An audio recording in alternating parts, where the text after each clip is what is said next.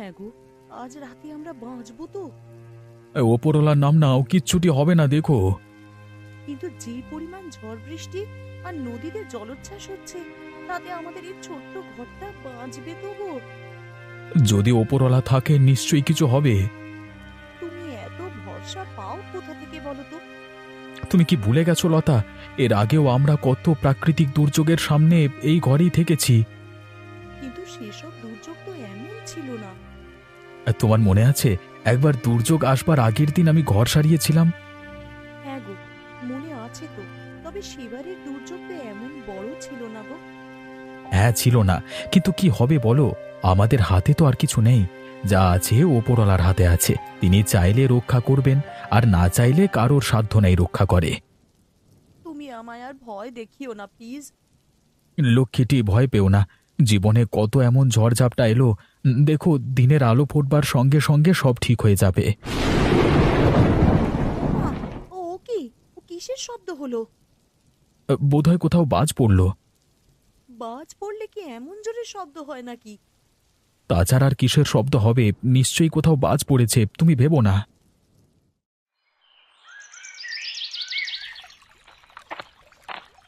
কি হে নরেন যাও নাকি? হ্যাঁ বাদিক বাবু, তা কি গঙ্গা স্নান করা হচ্ছে নাকি? হ্যাঁ ভাবলাম, হ্যাঁ পতিত পাবনী মা গঙ্গার করে ডুব দিয়ে নিজের পাপগুলি একটু ধুয়ে নিয়ে পরকালের পথ প্রশস্ত করি। পরকালের পথ আপনার প্রশস্ত বাতিক বাবু? তা তুমি বললি কি আর প্রশস্ত হয়ে গেছে গো? শাস্ত্রে আছে, মা গঙ্গা ধরিত্রীর বুকে এসেছিলেন আমাদের মতো ওই অধমদের পাপ হরণ করতে। তা জীবনে চলতে গেলে সর্বদা নিজেকে অধম পাপী জ্ঞান করতে হয়। আপনার মতো অমায়িক লোক আমি আর দুটি দেখিনি। এ আমার ভদ্রতা নয়, সত্যি কথা। তা ঝড় জলের রাত কালকে ভালো কাটলো তো? কেমন উপভোগ করলেন কালকে রাতটা? তা গরমের দিনে এমন একটু ঝড় বাদলা না হলে কি আর ভালো লাগে? বুঝলে তো, আমরা প্রকৃতিপ্রেমী মানুষ। প্রকৃতির একটু রঙ্গরসিকতা না দেখলে মন ভরে না। তাই বুড়ো বয়সে জীবনে উপভোগ করবার মতো কি বা আছে বলো? এই রোজ রোজ তো আর গরমের চোটে ঘুম আসে না। তাই কালকে বাদলা দিনে এমন ঘুমটাই হলো, কি আর বলবো। অনেকদিন পর একটা স্বপ্ন দেখলাম, বুঝলে? আপনি কিন্তু বেশ রসিক মানুষ বাতিক বাবু। তা কি স্বপ্ন দেখলেন কালকে? দেখলাম আমি গঙ্গা স্নান করতে এসেছি, আর গঙ্গায় ডুব দিয়ে এই একটা বাক্স পেলাম। তা সেই বাক্সর ভিতরে কি ছিল তাও দেখেছেন বই কি? হ্যাঁ হ্যাঁ, তা দেখলাম যে গুপ্তধন লোকানো আছে। আপনার কপালটা মনে হচ্ছে এবার খোলতাই হলো। এমন স্বপ্ন সত্যি হয় জানেন তো। যাই যাই, আমি আমার লোহার দোকানে কাজে যাই। আমার তো জীবনে আর কোনো আশা নেই, তা পেলেও ভালো গুপ্তধন গো। রে, এটা কি হলো? এই যে সত্যি আমি পেয়েছি। তবে কি ভোরের দেখা স্বপ্ন সত্যি হলো? এ কি, দূরে যেন কি একটা ভাসছে। এ কি, এ তো একটা জাহাজ ডুবি হয়েছে। আহারে, কাদের এত বড় ক্ষতি হয়ে গেল! হা ভগবান, তুমি কার কপালে সুখ লেখো আর কার কপালে লেখো চরম দুঃখ। ওরে বাবারে! আরে আরে, এ তো দেখছি সত্যি করে একটা বাচ্চা মেয়ে। আরে, এর তো জ্যান্ত মেয়ে এখনো বেঁচে আছে। তুমি কে মা? তো তোমার নাম কি? আমার আমার নাম পূজা। তুমি কাদের ঘরের মেয়ে গো? যত যাই হোক, লোকে যে যাই বলুক, আমি এই মেয়েটাকে ঘরে নিয়ে যাব। হোক আমার অভাবের সংসার, তবু ভগবান যখন একে আমাকে দিয়েছেন, আমি একে মরার জন্য ফেলে রেখে দিতে পারবো না চোখের সামনে। যাই যাই, নিয়ে যাই। তোমার কি কোনো জ্ঞান আক্কেল নেই নাকি? সকাল সকাল আবার কি শুরু করলে বলো তো গিন্নি?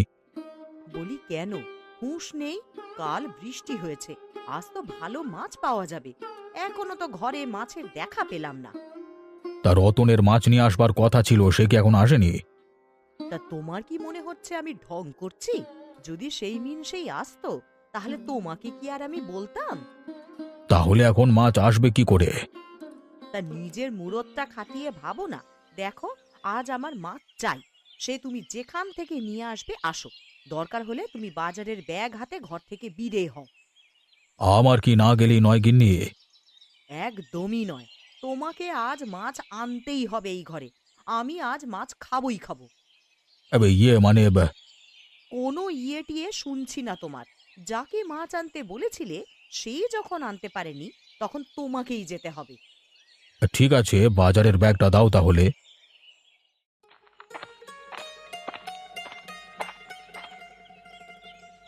দেখো গিন্নি, আমি তোমার জন্য কাকে নিয়ে এসেছি। এই কি, এই তো একটা বাচ্চা মেয়ে। একে তুমি কোথায় পেলে? নদীতে পেয়েছি গিন্নি, নদীতে। নদীতে তুমি মেয়ে পেয়েছো? কিভাবে? কি নাম ওর? জানো, আজকে যখন গাঙে মাছ ধরতে যাই, দেখি একটা বড় নৌকা ডুবি হয়েছে। নৌকা না বলে তাকে জাহাজ বলাই ভালো ছিল। আর আর যেই না তার দিকে যেতে গিয়েছি, দেখি এই মেয়েটি একটা কাঠের উপরে ভাসছে। সারা রাত বোধহয় খাবি খেয়েছে। তা জিজ্ঞেস করলাম, তোমার নাম কি? বলল পূজা। মায়া পড়ে গেল, বুঝলে গিন্নি। তা তুমি বেশ করেছো, একজন মানুষের মতন কাজ করেছো গো। বুঝলে তো, ওকে মরবার জন্য ওই নদীর কূলে ছেড়ে দিয়ে আসতে মন চাইল না। মনটা কেঁদে উঠল। দাও, দাও, তুমি ওকে আমার হাতে দাও, আমার কোলে দাও। তুমি এর দায়িত্ব নিয়েছো, এখন আমি নিশ্চিন্ত গিন্নি। হ্যাঁ গো, ওর নামটা ছাড়া ওর বিষয়ে আর কিছু জানো? মানে কোথা থেকে এসেছে, কোথাকার নৌকা, এইসব বিষয়ে কিছু? কিভাবে জানি বলো? ওইটুকু মেয়ে কতই বার জানে। তার উপর চলে ডোবা রোগী, কিছু জিজ্ঞেস করলেই কেমন ফ্যাল ফ্যাল করে চেয়ে থাকে। ওকে আর বেশি কষ্ট দিতে মন চাইল না, তাই জিজ্ঞেস করিনি। বেশ, এখন থেকে ওর সব দায়িত্ব আমার, তুমি নিশ্চিন্তে থাকো। উফ, হ্যাঁ, বাক্সটা তো জাম খুলতেই চাইছে না গো। এই সময় আবার কি এলো রে বাবা! যাই যাই, এটাকে লুকিয়ে ফেলি জলদি করে। কে? কে? আরে বাদিক বাবু, এত উতলা দেখাচ্ছে কেন আপনাকে? এই যে সকালে শাস্ত্রের কথা বলছিলেন, এখন এত উতলা কেন? হ্যাঁ, মানে ব্যবসা গরম তো। গরম কই বাতিক বাবু? না মানে, ছাড়ো, তুমি কেন এসেছো বলো তো, কোনো দরকার আছে? সেই যে সকালে আপনি স্বপ্নের কথাটা বললেন, তারপর থেকে তো আর মনটা শান্তই হচ্ছে না আমার। কোন স্বপ্নের ব্যাপারটা বলো তো? আরে ওই যে স্নান করতে গিয়ে নদীতে আপনার গুপ্তধন পাওয়ার ব্যাপারটা। ও আচ্ছা আচ্ছা, আমি তো ভুলিয়ে গেছি ব্যাপারটা, তুমি এখনো বলোনি। বাব্বা, সে কি আর বলা যায়। যাই হোক, আপনার জন্য কি এনেছি দেখুন। কি এনেছো বলো তো? এত বড় মাছ তুমি পেলে কোথায় নগেন? তা পেয়েছি পেয়েছি, আপনি আমার গুপ্তধন পান বা না পান, আমি মাছ পেয়েছি আর আপনার জন্য নিয়ে এসেছি, নিন রাখুন।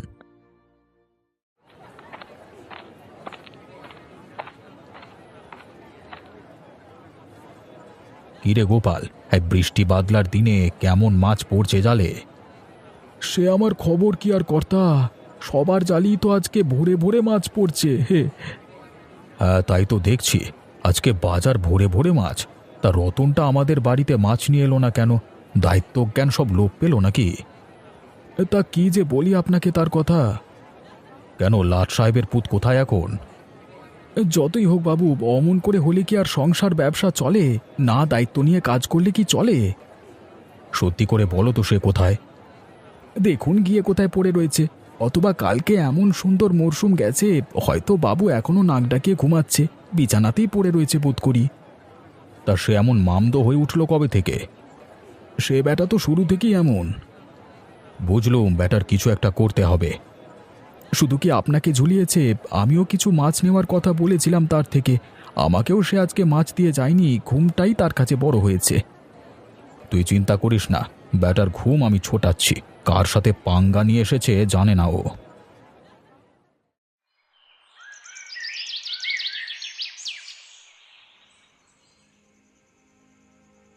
এখন কেমন লাগছে রে মেয়ে? আমাদের চিনতে পারছিস? না, আমি তো তোমাদের চিনি না গো, তোমরা কারা? তুই নদীর জলে একটা কাঠের উপরে ভাসছিলিস মা। আমি নদীতে জাল দিতে গিয়ে তোকে দেখতে পাই, দেখতে পেয়ে তোকে নিয়ে আসি, না হলে যে মরে যেতিস মা।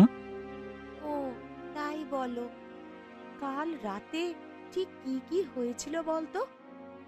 দেখো, আমরা অনেক দূর থেকে নৌকায় চেপে আসছিলাম, সঙ্গে আমার মা বাবাও ছিল। তা কাল রাতে ওই চরের সামনে এসে উঠল প্রচন্ড ঝড়। সেই ঝড়ের মাঝে আমাদের নৌকা দিক হারিয়ে ফেললো। সবাইকে জড়িয়ে ধরে আমরা সবাই তখন খুব ভয়ে ছিলাম। একসময় সবাই খুব চেঁচামেচি করতে লাগলো। তারপরে দেখলাম নৌকার ভেতরে প্রচুর জল ঢুকছে, আর একসময় নৌকাটা ডুবে গেল। আমি তো ভালো সাঁতার জানি, তাই বেঁচে গিয়েছি। একটা কাঠ পাশেই ভাসছিল, সেটাকে জড়িয়ে ধরে আমি বেঁচেছিলাম। এ কি রে, তোর গলার হারটা একবার দেখি তো। তোর হাড়ের লকেটটা এমন দেখতে কেন রে? ওটা একটা গোপন ব্যাপার। যতই গোপন হোক আমাদেরকে বলতে পারিস নিশ্চিন্তে। আমাদের একটা সিন্দুক ছিল, সেটারই চাবি এটা।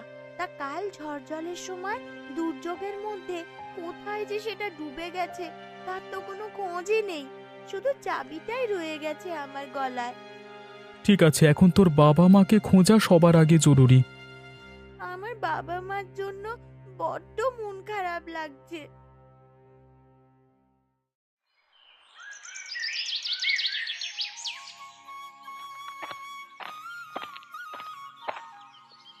কি আজ কি মনে করে গরিবের ঘরেতে পায়ের ধুলো দিলেন? এমনিতে তো এদিকে আসবেন না। বড় দ্বন্দ্বে পড়ে এসেছি ভাই, বড় বিপদে পড়েছি, একটু সাহায্য লাগবে। আরে আপনার আবার কিসের সাহায্য? আমার মতো সাধারণ মানুষের থেকে আপনার কি সাহায্য লাগবে বলুন তো? আমার কিছু টাকা ধার লাগবে। টাকা? টাকা আমার কাছে কোথায়? দেখো, আমাকে ফিরিয়ে দিও না, আমি বড় বিপদে পড়ে এসেছি। আমি জানি মাছ বিক্রি করে তোমার ভালো টাকা ঘরে এসেছে, তা আমাকে অল্প কিছু দিলেই হবে। এই ধরো একটা লোহা কাটা করাত কেনবার মতো টাকা। তা হঠাৎ করে লোহা কাটা করাতে দরকার পড়লো কেন? দরকার একটু আছে ভাই, দাও না। আমি এখন আসি। হ্যাঁ, বড় উপকার করলে ভাই, তোমার উপকার আমার মনে থাকবে। কি আর বলি বলুন, যান, আপনার এখন দরকার পড়েছে, আপনি নিয়ে যান, তবে কাজ মিটে গেলে অবশ্যই ফেরত দেবেন। নিশ্চয়ই নিশ্চয়ই ভাই, তুমি কোনো চিন্তা করো না, তুমি আমাকে সাহায্য করলে।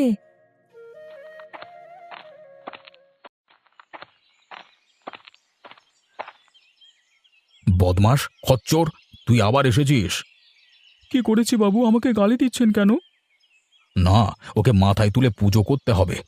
শুনে যাও গিন্নি, রতনকে এখন থেকে তুমি তোমার সিংহাসনে বসিয়ে পুজো করবে। তা হ্যাঁ রে মুখপোড়া, কথা দিয়ে যখন কথা রাখতে পারিস না, তখন আবার এই ঘরের ছায়া মারিয়েছিস কেন? কালকে তোর মাছ নিয়ে আসবার কথা ছিল, এলি না কেন? আমাকে বাজারের থলি হাতে করে বাজারে যেতে হলো। তুই জানিস তোকে আমি এই তোর কাজ থেকে ছাড়িয়ে দিতে পারি। হ্যাঁ তা পারেন, কিন্তু আমার কথাটা তো শুনুন। বল শুনি।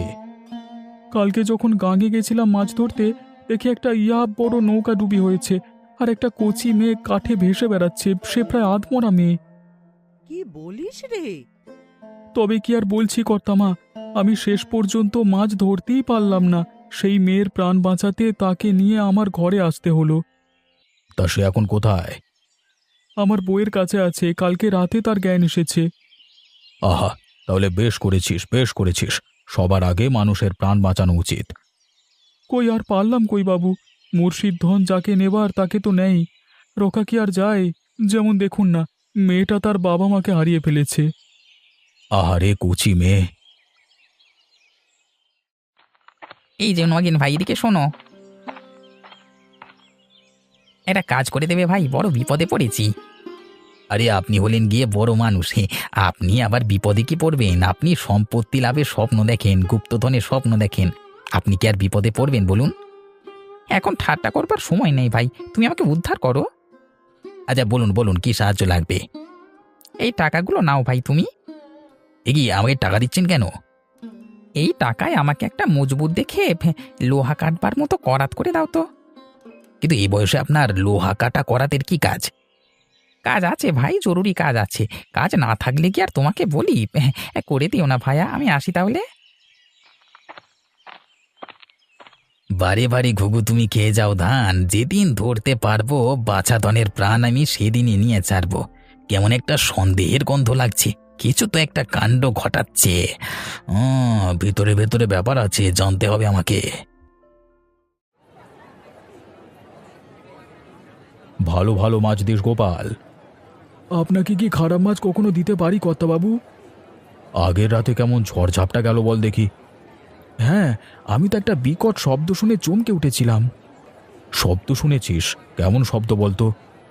সে ভয়ানক শব্দ বাবু। একটা কথা বলতে চাই আপনাদের, আপনারা দুজনই এখানে আছেন, এর থেকে ভালো সুযোগ আর হবে না। কি কথা বলবে, খুলে বলো না। আজকে পথে বাতিকবাবুর সাথে দেখা, লোকটা কেমন যেন একটা ব্যবহার করছিল। কেমন ব্যবহার করছিল বলতো? সন্দেহজনক। সন্দেহজনক তো বুঝলাম, কিন্তু কেমন একটু খুলে বল। কোথা থেকে 4টি টাকা নিয়ে এসে আমার হাতে গুঁজে দিল আর বলল যে লোহা কাটবার করাত বানাতে। তা ও লোককে যেমন চিনি, ওর জন্য তো এসব বেমান আনগো, তাই একটু সন্দেহ হচ্ছে। আরে দাঁড়াও দাঁড়াও, তোমাকে যে টাকা দিয়েছে সেই টাকা তো আমার থেকেই ধার নিয়েছে গো। সে লোক কেন টাকা ধার নিল আর কেনই বা লোহার করাত বানাবে, সেসব কথা তোরা কেউ জিজ্ঞাসা করিসনি? জিজ্ঞাসা আবার করিনি। কিন্তু উত্তর দিলে তো তবে। রতন বলছিল ও একটা গাঙে মেয়ে পেয়েছে, ওর একটা বাক্স ছিল যেটা হারিয়ে গেছে জলে ডুবে। আমার মন বলছে কি জানিস, ওই বাক্সটা ও পেয়েছে। দাঁড়া, মেয়েটাকে নিয়ে যেতে হবে, এর একটা বিহিত করতে হবে। আরে বাতিক বাবু, ঘরে আছো নাকি? আরে দেখো দেখো, তোমার অতিথি হয়ে এলাম। মানে আপনারা সকাল সকাল এসেছেন, কোনো কাজ ছিল নাকি? কাজ তো একটু ছিল বাতিক। বলুন বলুন, হ্যাঁ বলুন না। বলবার থেকে বোধহয় করাটাই বেশি ভালো নাকি? বাতিকদা, তুমি যে বাক্সটা পেয়েছো সেটা বার করে দাও তো ঘর থেকে। কোন বাক্স?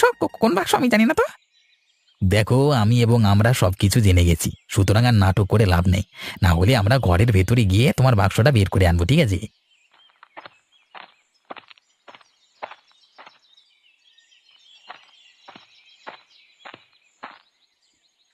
এ কি? এই তো আমাদের বাক্স, আমাদের বাক্স এটা।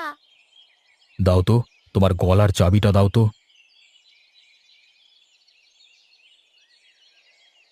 তাহলে বাতিক বাবু, আপনার লোহা কাটা করাতের দরকার পড়ল না, কি বলেন? আমি এখন ঘোষণা করছি, এই ধন সম্পত্তির উপর একমাত্র অধিকার আছে পূজার, এবং সে এই ধন সম্পত্তি পাবে। এ তার নিজের সম্পত্তি, এই সম্পত্তির একমাত্র ওয়ারিশ সে। আর হ্যাঁ, আর একটা কথা, পূজা এখন থেকে আমার বাড়িতেই থাকবে।